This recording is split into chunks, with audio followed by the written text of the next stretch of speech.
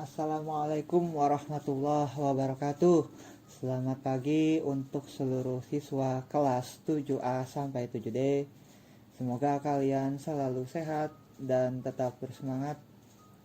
Selalu Bapak himbau untuk mematuhi protokol kesehatan. Gunakanlah masker ketika keluar rumah. Rajinlah mencuci tangan dengan menggunakan sabun ataupun hand sanitizer. Dan doakan agar kita selalu dijauhi dari bahaya penyakit COVID-19 dan mudah-mudahan penyakit COVID-19 ini cepat pergi dari Indonesia dan kita bisa kembali ke sekolah.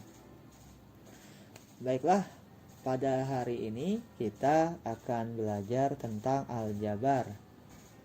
Ya, ada yang sudah tahukah tentang aljabar itu? Apa baru dengar sekarang? Ya, kalau kalian dulu SD mungkin sudah pernah menyimak tentang aljabar, tapi secara sederhana di SMP akan lebih mendalam lagi. Nah, sebelum kita memasuki pembelajaran, Bapak minta kalian berdoa terlebih dahulu. Bapak berikan waktu sejenak, kita sama-sama berdoa. Berdoa dimulai. Berdoa selesai. Untuk aljabar, kompetensi dasar yang kita pelajari pertama adalah menjelaskan bentuk aljabar dan melakukan operasi pada bentuk aljabar. Tujuan pembelajaran hari ini yaitu peserta didik mampu memahami konsep aljabar dan melakukan operasi pada bentuk aljabar. Kebagian A, mengenal bentuk aljabar. Contoh bentuk aljabar yaitu pertama 2x. Ya, bentuk aljabar suku 1 atau tunggal ya. Ya, terdiri hanya satu suku. Contoh yang kedua 2x min 3, 2x min 3. Bentuk aljabar suku 2 ya, karena ada 2 suku. Berikutnya x plus 2y min 3. Bentuk aljabar suku 3. Kenapa? Ada 3 suku. Yang keempat 3x min 2y min 5z ditambah 8. Bentuk aljabar suku 4. Dan seterusnya ya. Banyak bentuk-bentuk aljabar yang akan kita pelajari nanti. Oke. Kita lanjut ke slide berikutnya. Unsur-unsur aljabar. Ya.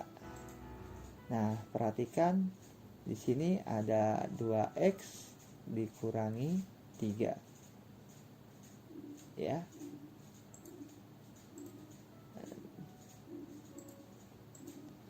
Nah, 2 yang berada di depan X disebut koefisien. X sendiri disebut variabel. Min 3. Nah, min 3 ini disebut konstanta. Apa pengertian ketiga hal ini akan dijelaskan berikut ini.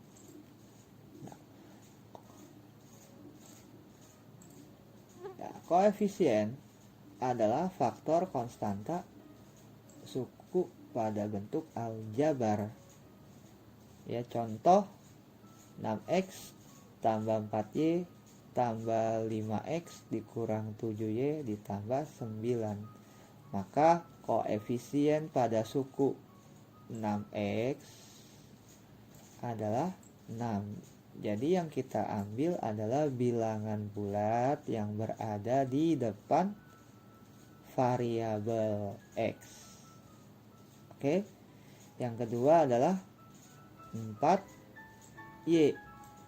Berarti koefisien 4Y adalah 4. Ya, bukan Y-nya ya. 5X, maka koefisiennya adalah 5. Min 7Y, maka koefisiennya adalah min 7 ya. Seperti itu penjelasan dari koefisien. Kita lanjut. Variabel adalah lambang pengganti suatu bilangan yang belum diketahui nilainya dengan jelas. Variabel disebut juga peubah. Variabel biasanya dilambangkan dengan huruf kecil A, B, C sampai dengan X, Y, Z. Oke. Jadi yang berupa huruf disebut variabel.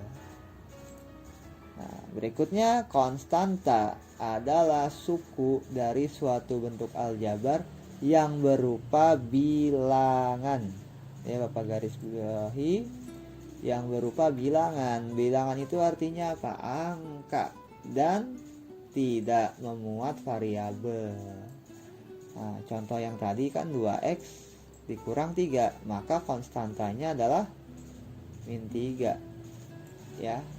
Jangan lupa di sini kenapa min 3? Karena di depan 3 ada tanda kurang. Jadi kurangnya dibawa menjadi min 3. Contoh kedua, 4x dikurang 3y tambah 6, maka konstantanya adalah ini ya, berarti ya. Nah, yaitu 6. Oke, itulah pengertian ketiga tadi, yaitu koefisien, variabel, konstanta. Harus paham tiga-tiga ini supaya bisa mengikuti pembelajaran selanjutnya. Oke, kita lanjutkan ke slide berikutnya. Nah, yaitu suku. Suku adalah variabel beserta koefisiennya atau konstanta pada bentuk aljabar yang dipisahkan oleh operasi jumlah atau selisih. Ya, jadi suku itu adalah contoh-contoh tadi yang di awal. Nah, kita lanjut dulu. Di sini 2x tambah 4. Nah, 2x disebut suku, 4 pun disebut suku. Jadi ada 2 suku. Ya. Kita lanjut. Suku dibagi menjadi 2, yaitu suku sejenis dan suku tak sejenis. Suku sejenis adalah suku yang memiliki variabel dan pangkat dari masing-masing variabel yang sama. Contohnya 5x dan negatif 2x. Variabelnya sama, yaitu x ya. Harus sama, maka dikatakan sejenis. Contoh yang kedua adalah 3a pangkat 2 dan a pangkat 2. Jadi variabelnya adalah a pangkat 2. Harus sama atau sejenis. Suku tak sejenis adalah suku yang memiliki variabel dan pangkat dari masing-masing variabel yang tidak sama. Contohnya 2x min 3y 4z. Nah, semua suku memiliki variabel yang berbeda, yaitu x, y, dan z di sini ya, harusnya salah ketik. Jadi itulah perbedaan suku sejenis dan suku tidak sejenis. Ya, mudah-mudahan bisa dipahami. Kita lanjutkan. Ya, operasi pada bentuk aljabar. Nah, dibagi menjadi beberapa bagian. Yang pertama adalah penjumlahan dan pengurangan suku sejenis. Sifat-sifat penjumlahan dan pengurangan pada bilangan bulat juga berlaku pada bentuk aljabar, tetapi operasi penjumlahan dan pengurangan pada bentuk aljabar hanya dapat dilakukan pada suku-suku yang sejenis saja ya. Jadi kita tandai, ya kita gariskan, hanya bisa ditambah atau dikurang jika sejenis saja. Contoh, 3x dikurang 5x sama dengan, ya kan, di sini variabelnya sudah sama-sama x, berarti kita tinggal operasikan 3 Di sini tanda kurang, berarti di sini kurang 5 ya, tutup kurung X ya. 3 kurang 5 sama dengan negatif 2. Jadi jawabannya negatif 2X. Berikutnya, kalau variabelnya lebih dari 1, di sini ada 6X tambah 7Y dikurang 8X tambah 6Y. Maka kita kumpulkan yang sama ya, yaitu 6X dengan ini ya. Jangan lupa negatifnya di bawah. Jadi 6X dan negatif 8X. Nah, ini variabelnya adalah X. Berarti kalau kita tulis menjadi 6 dikurangi 8 ya, 6 kurang 8X tambah di sini 7Y yang sama adalah ini ya, 6Y. Jadi kita tulis 7 tambah 6Y. Maka hasil akhirnya adalah negatif 2X tambah 13Y. Seperti itu. Nah, berikutnya, nah, bila ada dua variabel dan ada konstanta. Contoh yang ketiga. Di sini 5P dikurangi 2Q tambah 8Q dikurangi 4. Nah, ada 4 suku ya. Apakah 5P bisa dikurang 2Q? Tidak bisa, karena tidak sejenis. Nah, berarti yang bisa diselesaikan adalah ini ya, negatif 2Q ditambah 8Q. Nah, maka kita tulis seperti ini. Nah, ya, berarti 5P-nya tetap tambah dalam kurung negatif 2 dari sini ya, negatif 2-nya ditambah 8. Nah, di sini kan positif ya. Jadi di sini juga positif 8Q dikurangi 4 sama dengan 5P negatif 2 tambah 8 6Q dikurangi 4. Maka inilah jawabannya. Kurang lebih seperti itu untuk operasi penjumlahan dan pengurangan aljabar pada suku sejenis. Ya, berarti kalau ada penjumlahan dan pengurangan, pasangannya yaitu perkalian dan pembagian suku sejenis juga. Seperti apa? Ya, kita lanjutkan